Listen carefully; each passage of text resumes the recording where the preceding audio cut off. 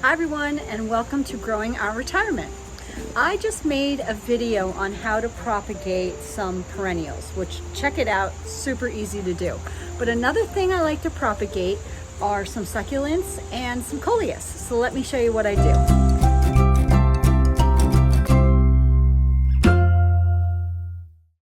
We are in the front entrance of my house, and my daughter Megan grew these coleus from seed. I mean, they're spectacular, right?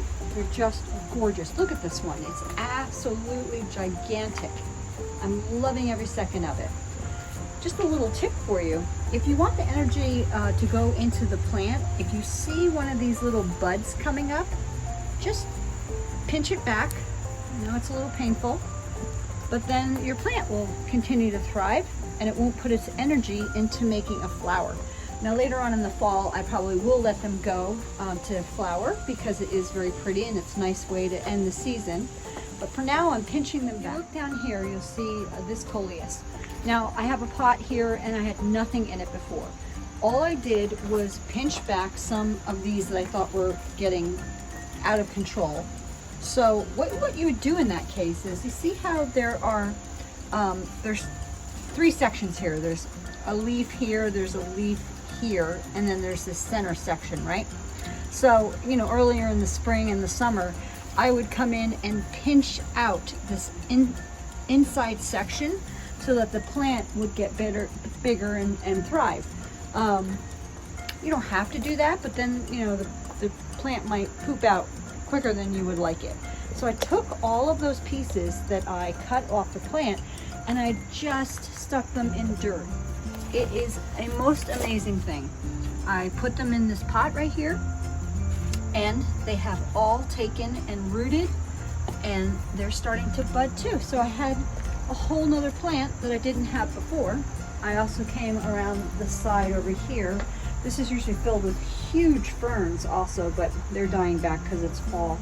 But you see this one? I just tucked this one in and this one's already growing. So you want to just continue with the life of your coleus. Just keep clipping it back and sticking it in dirt, and you're going to have more and more plants.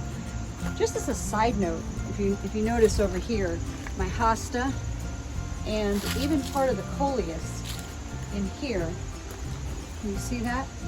We're having a serious problem with cutworm this season. I never had an issue with cutworm, which is a larvae of a moth. If you have any tips for the viewers and for me, I would love it. I would love to figure out how to naturally deter them and make them not want to stay. But if you have any solutions, please let me know. I tend to neem oil things with bacteria or even bugs to resist. But if you have any great suggestions, please let us know. Another fun thing to propagate, honestly, is moss. I am the queen of moss. I love moss. So it happens to grow nicely on one of our roofs over one of our sheds.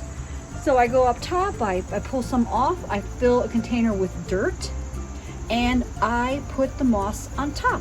I love its mounded form. I think it's just kind of I don't know, it's just a pretty little thing to look at in my opinion. And you just water it. It's like any other plant, you have to water moss, you can't ignore it.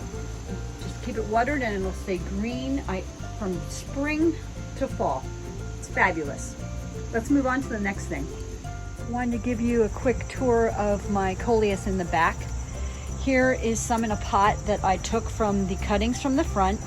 I just watered them. It does take a couple weeks and they will look a little droopy, but stick with it. You just keep watering them, they'll turn out to be a whole nother plant like this one. Isn't that just wonderful? I just love it that nothing's going to waste and we're getting lots of great flowers for free. Another thing I love to propagate is Stringy Stonecrop. You see it right here. I put it in planters. It has a nice way of growing and draping over the edge. It's very dramatic and beautiful and really easy to propagate. I'll show you what I did. I took 2 trays like this and I put holes in the bottom of the tray, filled them with dirt, and I trimmed some existing stonecrop that I had and I just laid it in the dirt so that it was touching pretty much almost every portion was touching the dirt. And within a week, it was already rooting. This stuff will root lickety-split. It is so cool. And look how much I have. I did 2 trays, and so in the spring when we are selling our perennials, I will pot this up and I'll have stringy stonecrop to sell and to give to friends and to put in my own planters and put in other places in the garden. Love it.